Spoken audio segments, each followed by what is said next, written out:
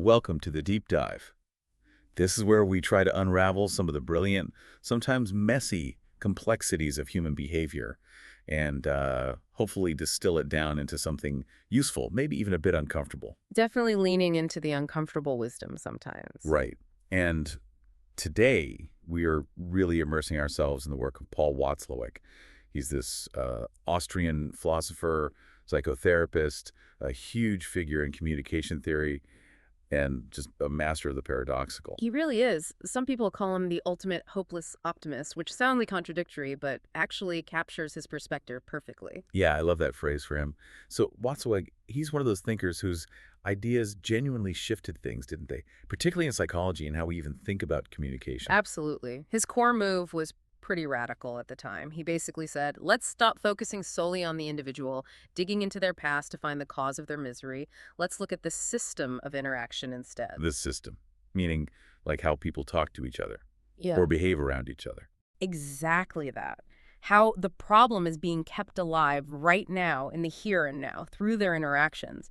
He was all about understanding our own, often quite sophisticated ways of sabotaging ourselves. He's kind of the guide to our self-sabotage mechanisms. And he had that amazing motto, didn't he? The one that just instantly clicks and tells you so much about his whole approach. Oh, yeah.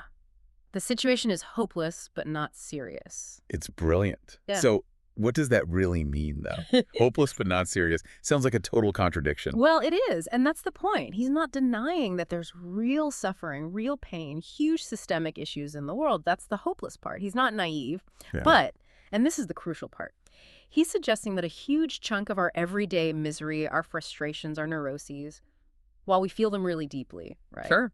A lot of it is actually, believe it or not, self-manufactured. We build these incredibly elaborate traps for ourselves. Ah, okay. So if we built the traps, Then the situation is not serious in the sense that it's not fixed, it's not immutable reality.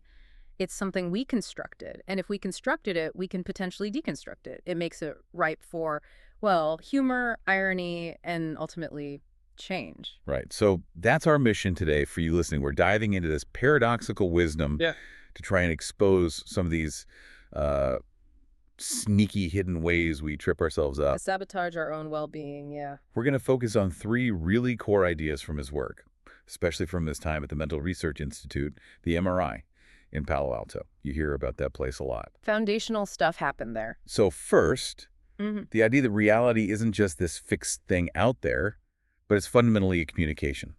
Second, how our attempts to fix things, often done with the best intentions, can actually make them way worse. The classic solution becomes the problem. Exactly. And third, how things like humor and reframing, just looking at things differently, are maybe the sharpest tools we have for seeing and dismantling these misery structures we build for ourselves.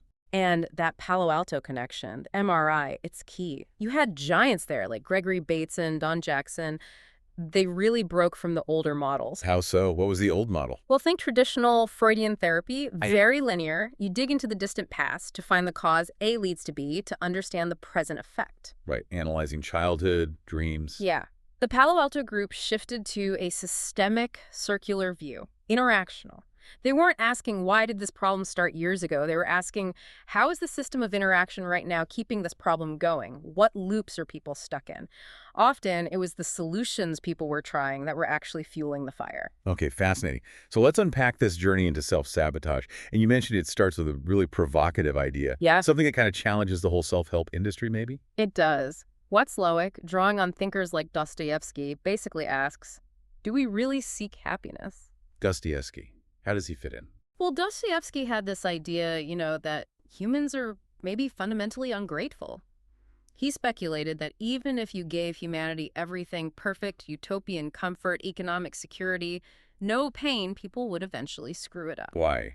Just out of boredom. Partly boredom, maybe sheer devilishness, but also, crucially, Dostoevsky thought, to prove they still have free will. Even if that free will means choosing something irrational or even painful just to show they can choose, that they aren't just cogs in a perfectly happy machine. Wow. Okay, so if happiness isn't the ultimate goal, or at least if we're constantly undermining it, What does Watzlawick do with that? He takes that irony and runs with it. He essentially writes a guidebook on how to be unhappy. It's satirical, of A course. manual for misery. Exactly. By laying out the most effective strategies for making yourself miserable, he forces you, the reader, to hold up a mirror. You start recognizing, oh, wait, I actually do that. So what's rule number 1 in this misery manual? Rule number 1 hits something we often think of as a virtue. It's the trap of being true to oneself. Wait, to thine own self be true. That's like bedrock wisdom, isn't it? Shakespeare. Polonius. Sounds good. It sounds good. But Watzlawick wasn't attacking authenticity, he was attacking rigidity. Oh, right. His point is, if you cling too rigidly to a specific idea of who you are, I am a serious person, I am unlucky in love, I am not the kind of person who can change careers, especially if that self-definition makes you miserable. Then you become your own jailer. Precisely. Any evidence that contradicts that rigid self-image or any opportunity for change feels like a threat. It feels like you'd be betraying your true self if you acted differently, even if acting differently might make you happier. I can totally see that. Yeah. Like someone's stuck in a toxic job they hate. Maybe it's making them physically ill, ruining their relationships. Right. But they won't leave because they tell themselves, this is my true calling, or I'm a loyal person, I see things through, even when seeing it through is destroying them. Yes.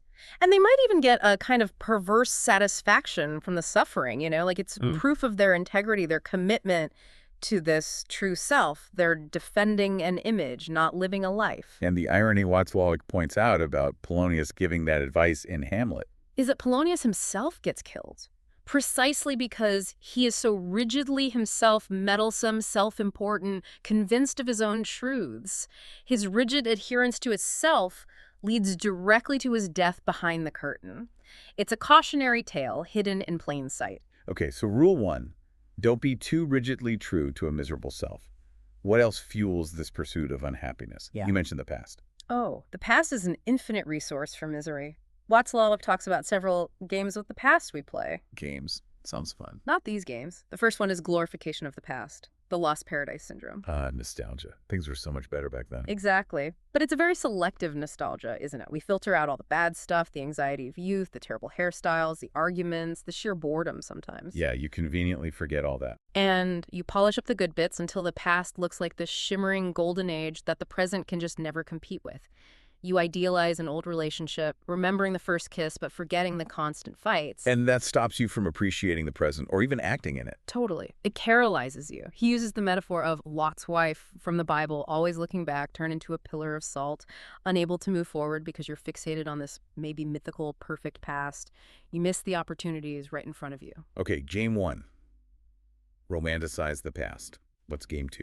Game 2 is the fatal beer glass, or sometimes just fixating on a single past error. The fatal beer glass. What's that about? It's just an evocative name. The idea is you take one past mistake, one failure, maybe a presentation that bombed years ago, or a relationship that ended badly, a project that failed, Okay. and you let that single event define your entire identity and all your future possibilities. It becomes the truth about you. I am incompetent. I am bad at relationships. I am terrible at public speaking. So that one past event dictates everything going forward. Yes, and often unconsciously. You start avoiding situations where you might fail again, or you subtly undermine yourself when you do try, confirming your own negative belief. It becomes a classic, self-fulfilling prophecy, all stemming from locking onto that one past beer glass moment. You never give yourself a chance to write a new story. That sounds exhausting. And game 3, you said this one was really key therapeutically. Game 3 is the lost key, or the trap of more of the same. This one is huge in Watzlawick's thinking. The lost key. Is it? That's a joke. It is. The famous joke about the guy frantically searching for his keys under a street lamp. Someone comes along and asks, "Did you lose them here?" And the guy says, "No, I lost them way down the street in that dark alley." So why are you looking here? Because, he says, this is where the light is. Right. Okay, I get it.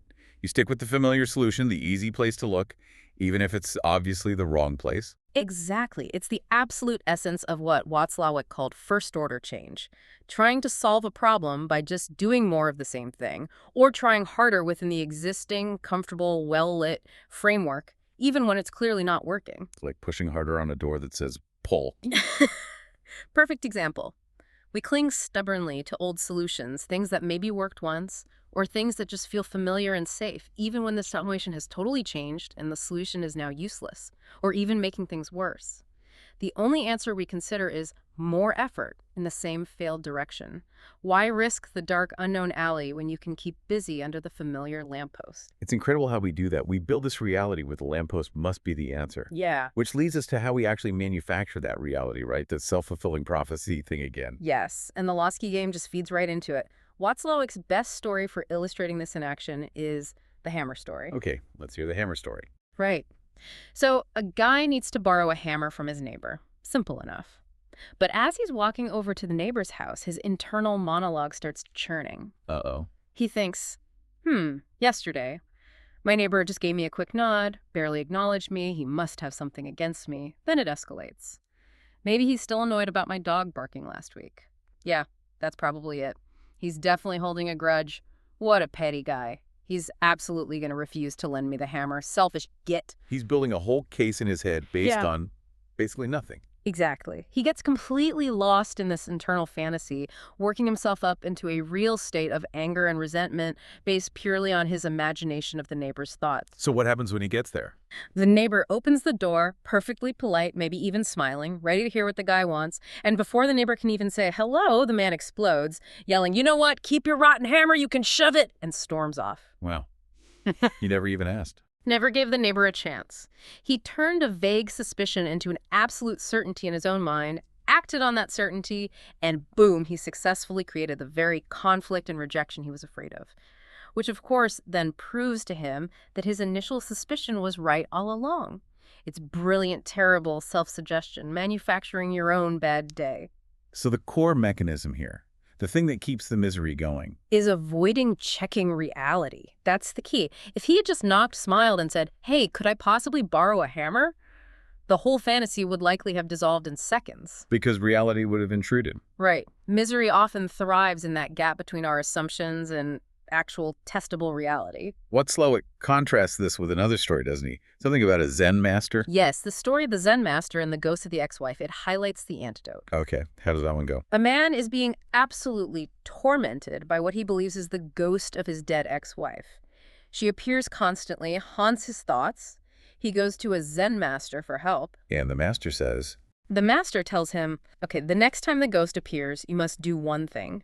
You must calmly hold out your closed fist and ask her a very specific, concrete question that requires her to verify reality right here, right now. The suggested question was, can you tell me exactly how many dried peas I'm holding in my hand right now? how many peas? Okay. And The ghost, being a projection of the man's own mind, his guilt or grief or whatever, cannot answer a concrete, verifiable, present-moment question about external reality. It has Yeah. no access to that information. So the story goes, the ghost vanished instantly and never came back. because it couldn't engage with reality testing. Precisely, the ironic lesson. If you want to maintain your self-inflicted suffering, your guilt, your anxiety, your persecution complex, like the hammer guy, the best strategy is to rigorously avoid confronting your internal beliefs with concrete external reality. Don't ask for the hammer, just assume the worst and act on it. Don't ask the ghost how many peas are in your hand. This connects to another one of his brilliant, slightly absurd examples, the elephant prevention strategy. Ah, yes. Another great illustration of reinforcing a delusion through avoidance. Remind us how that goes. It's the story of a man standing on a street corner, clapping his hands together loudly and continuously. Just clap, clap, clap. A passerby, naturally curious, asks him, "Excuse me, why are you clapping your hands like that?" And the man says, The man replies very seriously, "I'm keeping the elephants away." keeping the elephants away in the middle of a city. Right. So the passerby says, "But there are no elephants anywhere near here. There haven't been elephants here for centuries." And the punchline. The clapping man beams triumphantly and says, "See, it works." Because his clapping is correlated with the absence of elephants, he assumes it's causing the absence of elephants. Exactly. His avoidance behavior, the clapping, reinforces his delusion that the clapping is absolutely essential. He'll never stop clapping to test his theory because the fear of what might happen if he stops elephants appearing is too great. This confirms, in his mind, the ongoing necessity of the clapping. He's trapped in a perfect self-sustaining loop. And Watzlawick called this kind of loop where you're stuck on an old solution. The neurotic sticking point. It's not just about being persistent. Healthy persistence involves adapting to new information. The sticking point is when you rigidly apply a solution that used to be adaptive in one context. Like maybe clapping did scare something away once somewhere else. Right, but you keep applying it inflexibly even when the environment has totally changed. And the original reason for the behavior is long gone. You're stuck on the solution itself, unable to see that the problem it solved no longer exists. It reminds me of those experiments with animals, like a horse that keeps lifting its leg long after the electric shock plate it used to stand on has been turned off. That's a perfect parallel. The fear and the avoidance behavior triggered by that fear becomes the new reality. The horse isn't responding to the current lack of shock, it's responding to the memory and the fear of the shock. It replaces present reality with an internal projection, and that projection now runs the show. It's a closed loop of self-made misery, fueled by avoiding the reality check. Is the shock still on? Okay, so we've seen how we build these internal traps, these sticking points, these self-fulfilling prophecies based on past games and reality avoidance. But what happens when we bring other people into the mix? How does this reality manufacturing process get complicated and cemented in our interactions? Well, that's where Watzlawick's famous axioms of communication come in. They show how the very structure of our communication can create confusion and maintain these problems. Right, the axioms. These are like fundamental rules of how communication works, or maybe how it fails. More how it works and how understanding that structure reveals why it often fails or creates conflict. They show we're communicating far more than just the words we say, and often it's the unspoken parts that cause the trouble. Okay, let's start with the first one. Axiom 1. One cannot not communicate. The cornerstone. Basically, in any situation where two or more people are aware of each other, all behavior is communication. You can't avoid it. Even doing nothing, even silence. Especially silence. Silence sends a message. Looking away sends a message. Arriving late sends a message. Failing to respond sends a message. The absence of action is still an action within the interactional context, and it carries meaning. So if I walk into a meeting, totally ignore everyone, stare at my phone. Even though I haven't said a word, I've communicated volumes, haven't I? Absolutely. You've communicated disrespect, disinterest, perhaps anxiety, your priorities. Everyone in the room receives a message, even if it's not the one you intended, or even if you intended no message at all. What about in, say, a healthcare setting? Think about a nurse entering a patient's room. If she rushes in, avoids eye contact, fiddles with equipment while asking questions, maybe keeps glancing at her watch, even if her words are professional. The patient feels like a task, not a person. Exactly. The nonverbal communication, the behavior is shouting, "I'm stressed, I don't have time for you, you're an interruption." The patient receives that relational message loud and clear, regardless of the nurse's actual intentions or the content of her words. And you mentioned silence being powerful. How does that fit? Silence can be incredibly powerful, often unsettlingly so. Why?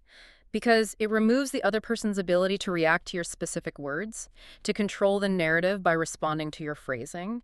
It creates a vacuum they often fill with their own interpretations, usually their anxieties. So choosing silence can be a way of holding power. It can be.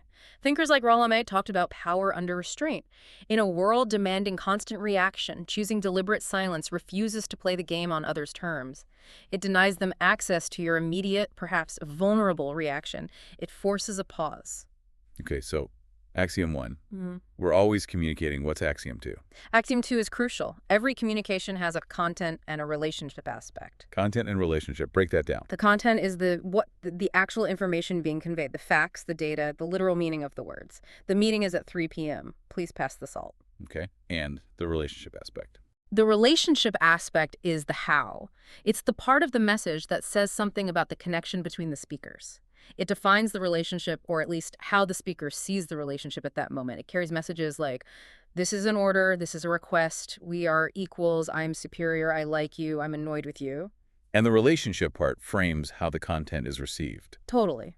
The same content can mean vastly different things depending on the relationship context. Take the simple command. Yeah. Stand up now. Okay. If a trusted physical therapist says that gently to a patient during rehab, the content is heard as helpful instruction within an established helping relationship. If a complete stranger walks up to that same patient in the hospital cafeteria and barks, "Stand up now," The content is irrelevant. Yeah. You hear the command, the disrespect, the violation of the relationship, or lack thereof. precisely. The relationship level message, "Who are you to order me around?" completely overrides the content. And this is where so many conflicts live. How so? We tend to argue on the content level. My idea is factually better. No, my data is correct. When the real issue is on the relationship level. I don't like you feeling superior to me. I feel ignored by you. Your tone suggests you think I'm incompetent. So, like in a team meeting, I might shoot down your perfectly good idea. Not because the idea content is bad, but because maybe I feel threatened by your competence, or I dislike you personally, or I feel my authority is being challenged. Relationship. And trying to fix that by just bringing more data to prove my idea is good. Is the lost key problem all over again? Yeah. It's first order change. You're trying harder on the content level, but the problem isn't there. You need to address the underlying relationship dynamic, the unspoken tension. This seems related to another axiom, Axiom 3, about punctuation. How does that fit? Axiom 3 is, the nature of a relationship is dependent on the punctuation of the communication sequences by the participants. Punctuation, like where you put the commas and periods. Metaphorically, yes. It means where each person decides the sequence of cause and effect starts and stops in an interaction. In any ongoing conflict, each person punctuates the sequence differently, usually in a way that makes the other person the initiator of the problem. You mean example? The classic nagging wife and withdrawing husband scenario. The wife says, I nag B because he withdraws A. She punctuates it. His withdrawal came first, causing her nagging. Okay. The husband says, I withdraw A because she nags B. He punctuates it. Her nagging came first, causing his withdrawal. So they're both seeing themselves as just reacting to the other person's bad behavior. Exactly. They're blind to the circularity. They punctuate the loop in a linear way that conveniently blames the other, locking them into the conflict. Neither sees their own contribution to the cycle. That's the Hammer story again, isn't it? The guy punctuated the interaction as starting with the neighbor's imagined refusal before anything even happened. Perfect example. He imposed his punctuation onto reality. Conflicts get really stuck when both sides are utterly convinced their punctuation is the correct one, that they're merely the victim reacting. The cycle just keeps spinning. Okay, this is making a lot of sense. What about Axiom 4? Digital and analog. Axiom 4. Human communication involves both digital and analogic modalities. Digital, like computers. Sort of. Digital communication is basically verbal language words, symbols that have fairly precise, defined meanings. It's good for conveying complex information, the content. And analogic. Analogic communication is everything else: tone of voice, facial expression, posture, gestures, timing, the context. It's usually nonverbal and often carries the relationship message. It's more about conveying emotion and defining the nature of the interaction. And problems arise when these two clash. Big time. That's the incongruent message. When the digital, the words, says one thing, but the analog, the body language, tone, says the opposite. Like saying, oh, I'm so happy to see you, through gritted teeth, while avoiding eye contact and angling your body towards the door. Exactly. The receiver is caught in a bind. Which message do you believe? Usually, we instinctively trust the analog, the nonverbal cues more for judging sincerity and the relationship status, so the gritted teeth undermine the happy words completely.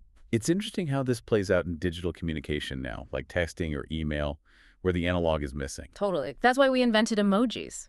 They're a desperate attempt to inject some analogic information back into the digital stream to signal tone, irony, sincerity, playfulness, all the relationship cues that prevent misinterpretation when you can't see or hear the person. A sarcastic text without an emoji can land very, very badly. Because the recipient is forced to punctuate it, to guess the tone, often based on their own current mood or anxieties. Okay, one more axiom. Axiom 5, symmetrical versus complementary interaction. Right. This looks at the underlying structure of the power dynamic in an exchange. So symmetrical first. Symmetrical interaction is based on equality, or at least minimizing difference. The partners mirror each other's behavior. Think of two colleagues brainstorming as equals, or two friends having a debate. Sounds healthy. Is there a downside? The risk is competitive escalation. If both sides are constantly mirroring and trying to one-up each other, my point is stronger. No, mine is. Equality can tip into rivalry. It can become a fight for dominance, a zero-sum game where one person has to win. Okay. And complementary interaction? Complementary interaction is based on difference, often hierarchy. One person takes a one-up or leading position, let's call it P1, and the other takes a one-down or following position, P2. There's an explicit or implicit difference in roles. Like teacher-student. Teacher-student, doctor-patient, manager-employee, parent-child, or even helper-helped. These roles are functionally different and interlock. And this is where things like the helper syndrome can emerge. Exactly. This needs a deeper look because it's so common and causes so much hidden trouble. Watzlawick talks about collusion here. Collusion, like a conspiracy. It's sort of a hidden, often unconscious mutual agreement.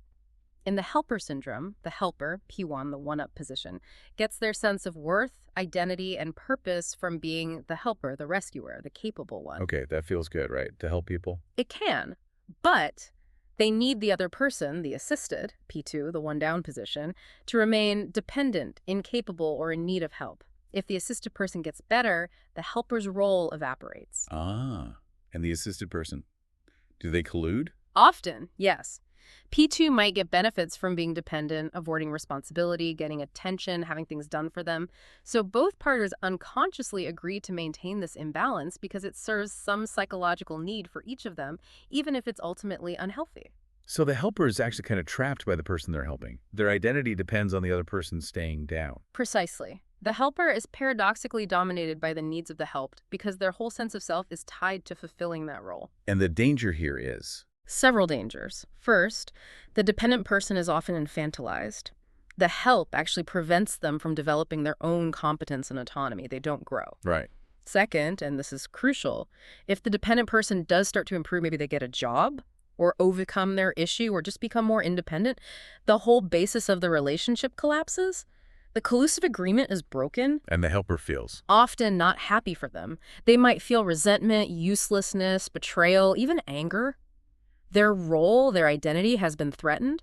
Suddenly, they feel redundant. Conflict erupts, seemingly out of nowhere, precisely when things were getting better. I can see this in workplaces too. The manager who constantly steps in, micromanages, Yeah. rescues projects. They complain about being overworked and how nobody else can do things right. But if the team actually became fully competent and autonomous, The manager's indispensable hero role would vanish. They might feel threatened or useless. So, often unconsciously, they perpetuate the team's dependence. Their attempted solution, the constant helping and intervening, actually creates and maintains the problem of learned helplessness or incompetence in the team. wow, the solution is the problem. That is the absolute core of Watzlawick's therapeutic insight. And it leads us directly into his ideas about how change actually happens or fails to happen. Okay, so we've seen it with individuals getting stuck, the lost key, and in relationships, the helper syndrome. Let's really zero in on this core idea. The attempted solution is often the very thing keeping the problem going, making it worse. Right. And to really grasp this, we need to understand Watzlawick's distinction between first-order change and second-order change. Okay, lay those out for us. Simple terms. First-order change is basically change within an existing system, following the existing rules. It's doing more of the same, trying harder, making adjustments inside the current framework. Like the guy under the street lamp looking harder for the keys. Exactly. Or imagine your car is stuck spinning its wheels in mud. First-order change is pressing the accelerator harder. More power, more effort within the existing stuck system. What happens? You just dig yourself deeper into the mud. Precisely. That's first-order change, attempting to solve a problem that requires a different approach. So second-order change must be. Second-order change is change of the system itself. It involves changing the rules, stepping outside the frame, looking at the problem from a completely different perspective. So for the car in the mud. Second-order change would be stop spinning the wheels, get out of the car, assess the situation differently, maybe put branches under the tires, get a tow truck, let some air out of the tires. You're changing the approach, not just increasing the effort of the failing approach. You're changing the game, not just playing harder. Exactly. It's often counterintuitive, feels wrong or illogical according to the rules of the original game, and requires moving outside the problem's initial definition. It means looking for the keys in the dark alley, even though the light is better over here. And we humans, we really struggle with this, don't we? We cling to those first-order solutions. That's the neurotic sticking point again. We do. Both humans and animals seem hardwired to stick with solutions that worked in the past, even when the context changes dramatically. Watzlawick used a really chilling example. The army ants marching in a circle. Oh yeah, tell that story. Army ants navigate by following the scent trail of the ant in front of them. It's usually a very effective system for foraging, but sometimes, maybe due to an environmental quirk, the lead ants can accidentally loop back and connect with the trail of the ants at the rear of the column. Creating a closed circle. A perfect circle. And because their rule is follow the scent trail in front, they get locked into the circular path. They just keep marching round and round and round until they literally die of exhaustion. Their highly adaptive solution, rigidly applied in the wrong context, becomes a fatal death spiral. They cannot perform a second-order change. They can't break the rule and step outside the circle. They just try harder at following the scent. That's bleak. And we do similar things, creating rules that trap us. Absolutely. We impose rules on situations that aren't actually there, limiting our possible solutions. Remember the 9-dot problem. The puzzle. Vaguely. Remind me. You have 9 dots arranged in a 3x3 square. The challenge is to connect all 9 dots using only 4 straight lines, drawn continuously without lifting your pen from the paper. Right, I remember trying that. It seems impossible. It seems impossible, but only because most people unconsciously add a rule that isn't actually stated in the problem. Which is? The assumption that your lines must stay within the imaginary square boundary formed by the dots. Ah. The problem doesn't say that. The solution requires you to draw lines that extend beyond the boundaries of the dot square. You have to literally think outside the box, or in Watzlawick's terms, jump over the self-imposed frame. So we fail, not because the problem is inherently unsolvable, but because we trap ourselves with assumptions about the rules. Exactly. We try to solve it using first-order logic within a domain that, by our own definition, excludes the second-order solution. And this deep resistance to questioning our own premises, our own constructed reality, is incredibly strong. Watzlawick pointed to some fascinating experiments that showed just how readily we build and defend these realities. The illusion of reality experiments, the ones with random feedback. Yes, the non-contingent reward experiments. They're quite revealing about our need for meaning, even when there isn't any. How did they work? Basically, subjects were shown pairs of 2-digit numbers and had to guess if the pair fit some underlying rule. The trick was, the experimenter giving the feedback correct or incorrect wasn't following any rule at all. No rule. So the feedback was random. Completely random, usually based on something like a predetermined bell curve schedule, a Gaussian curve.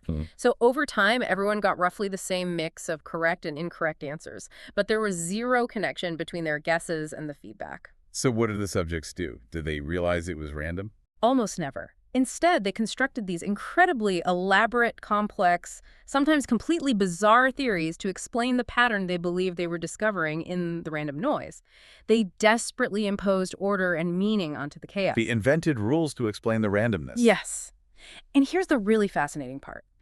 The subjects who received roughly 50% correct and 50% incorrect feedback, the ones facing the most ambiguity, the least clear pattern. They gave up. No. They developed the most complex, convoluted, and rigidly held theories. The human mind seems to abhor ambiguity. It must find or impose a pattern, even if it has to invent a wildly complicated one. Wow. So this shows how deeply we need structure. And once we've built that structure in our minds, Like the guy convinced the neighbor hates him based on a nod. we find it almost impossible to let go of it, even when faced with evidence it's wrong, like the experimenter telling them it was random. Exactly. Some subjects would even argue with the experimenter, insisting that they had found a subtle rule the experimenter themselves had missed. They defended their self-constructed reality with incredible tenacity. It perfectly mirrors how we build our worldviews, our beliefs about relationships, and then defend them fiercely, even if those beliefs, like the bizarre number theories, make us miserable. This drive to impose order and control, even on things that can't be controlled, leads to another paradox, right? The demand for spontaneity. Ah, yes. This is a beautiful example of a self-defeating communication trap, what Bateson called a double bind. It's logically impossible. How so? Think about it. If you order someone, be spontaneous or surprise me or love me freely and genuinely, what happens if they obey? Well, if they obey the order, then their action isn't spontaneous anymore. It's compliance. Precisely. Obedience is proof of non-spontaneity. The very act of demanding it makes the desired outcome impossible. So if a partner says, I want you to want to do the dishes, you should help willingly, not just because I asked you to. The moment the other person does the dishes, the action is tainted. Was it willing desire, or was it compliance with the demand? The person demanding it can never be sure, and the person doing it feels trapped. They can't win. It forces them into that neurotic sticking point, trying harder and harder at an impossible task defined by the paradox. Does this apply to demanding emotions too? Like, you should be happier. Absolutely. Demanding joy can lead to what's called secondary depression, feeling depressed about not being able to feel happy on command. Demanding genuine passion or desire often kills the very thing it seeks because it replaces spontaneous feeling with performance pressure. The relationship becomes about checking for authenticity, which is exhausting and destructive. But wait, what if someone just needs reassurance? Is asking, do you love me? It Mhm. says the same trap. That's different. Asking for reassurance, I'm feeling insecure, can you tell me you love me, is a direct request addressing a present need, content, and relationship. That's usually fine.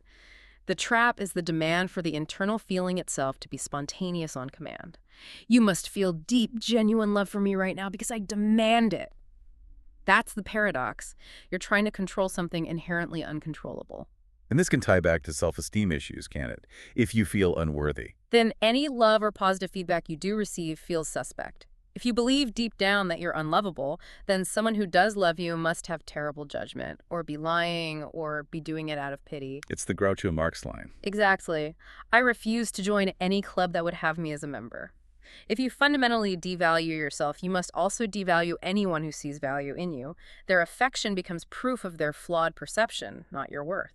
It's a terrible self-locking cycle of misery. Okay, one last trap before we look at escapes. Watzlawick talks about the projection trap, basically thinking for other people.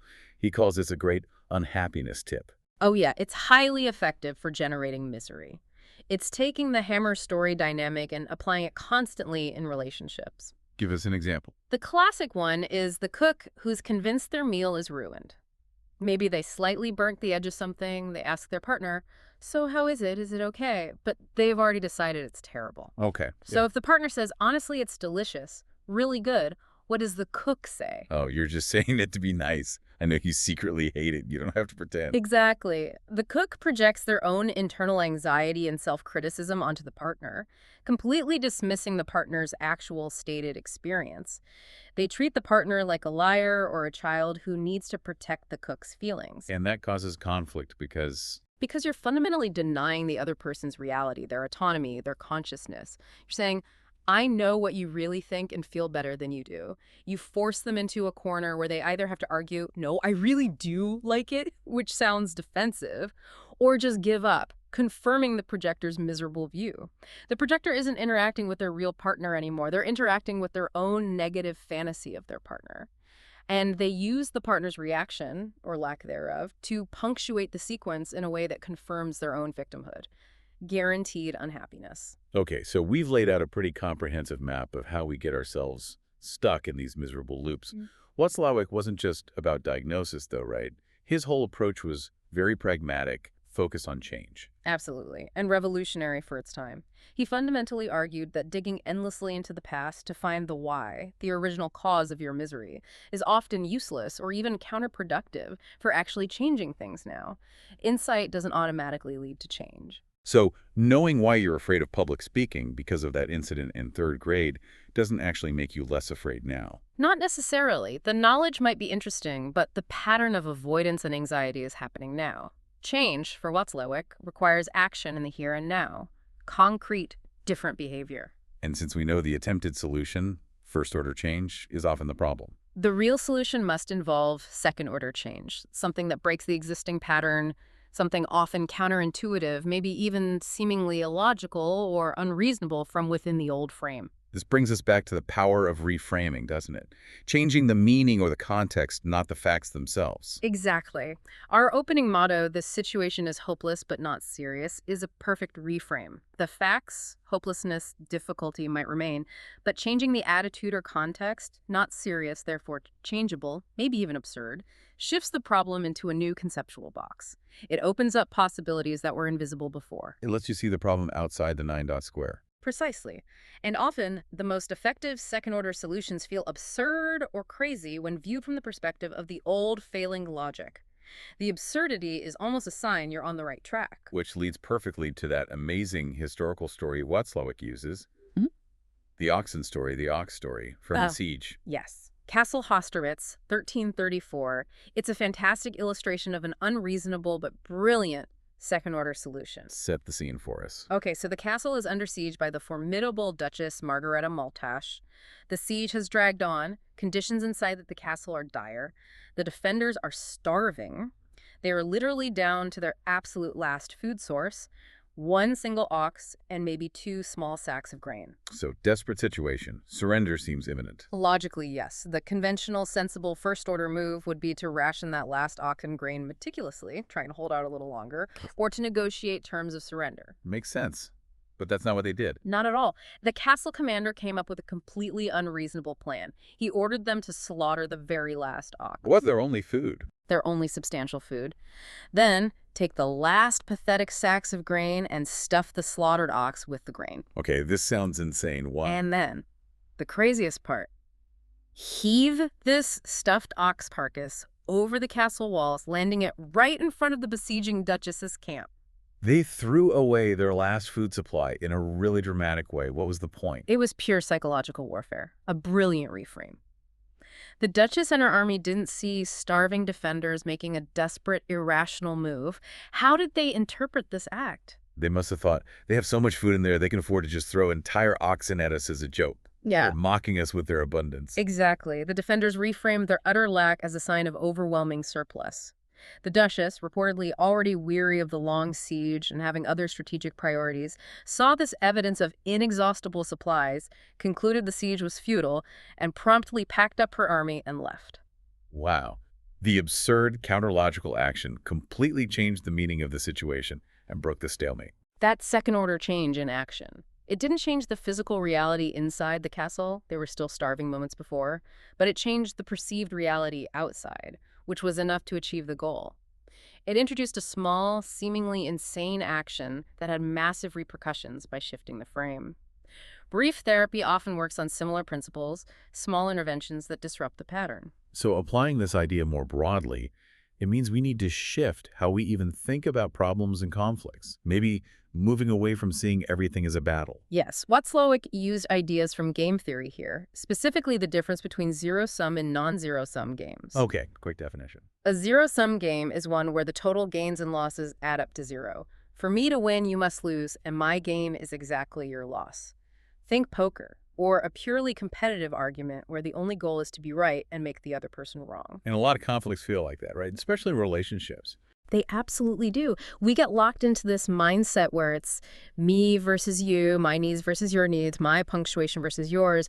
We're so focused on winning the content argument or proving our relationship level point that we miss the bigger picture. Which is the non-zero-sum possibility. Right. Non-zero-sum games allow for outcomes where both players can win together, mutual gain, or both can lose together, mutual loss, or one can win while the other doesn't necessarily lose proportionally.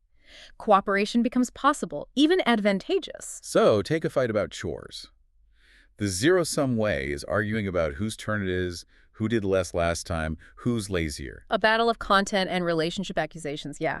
The non-zero-sum approach shifts the frame. It says, okay, we both dislike this chore. The current system isn't working for either of us. How can we together find a different solution that benefits both of us? Like maybe automating it, hiring someone, trading chores based on preference. Exactly. You stop playing the blame game, zero-sum, and start playing the problem-solving game, potential non-zero-sum.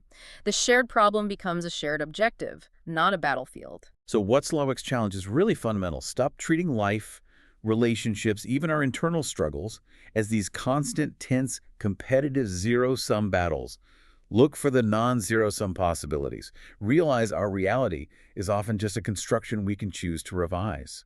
And that leads to his final, beautifully simple anti-conseil, his anti-advice, which is basically cease complicating. Stop making things harder than they need to be. Essentially, yes. Think about all the incredible ingenuity and creative energy we pour into constructing our own unhappiness, the intricate theories to explain random events, the relentless effort under the wrong lamppost, the rigid defense of a miserable self-image, the complex games with the past. We're masters at complicating things to stay miserable. We really are. So Watzlawick suggests maybe accessing happiness, or at least reducing misery, isn't about doing something more analysis, more introspection, more effort in the same old direction. It's about doing something less. It's about stopping. Stopping the loops, stopping the self-sabotage, stopping the projections, stopping the clinging to solutions that don't work. It's about subtraction, not addition. Creating space, maybe. Creating space, allowing for a moment of quiet where a different reality, a simpler path, might actually emerge. Watzlawick liked the metaphor of the blue flower, the symbol of unattainable romantic yearning from German literature. He said it only blooms where you are not looking for it. The intense, effortful search for happiness is often the very thing that pushes it away. If you stop striving so hard, stop complicating. You might find you were already in the garden, so to speak. You might just. Wow. That really does come full circle, doesn't it? Yeah. Watzlawick's genius wasn't just showing us how we mess ourselves up, but showing that the very ingenuity we use to create our misery is proof that we have the capacity to dismantle it. If we're smart enough to build such elaborate traps, we're smart enough to figure out the escape hatch. If we're willing to perform that second-order change, yes. If we're willing to stop doing the thing that isn't working, even if it feels scary or illogical, action based on a reframed perspective is key. Insight alone isn't enough.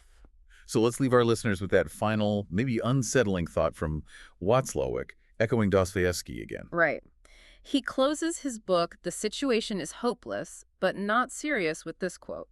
Man is unhappy because he does not know that he is happy, only because of that. This is all. Powerful, a bit mind-bending. It is. And Watzlawick's challenge stemming from all this is actually quite simple, but it takes courage. That's the challenge for us, for you listening.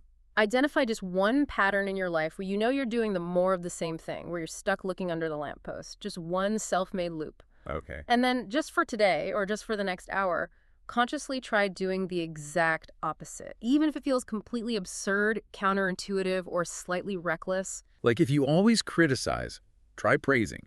If you always withdraw when anxious, try reaching out.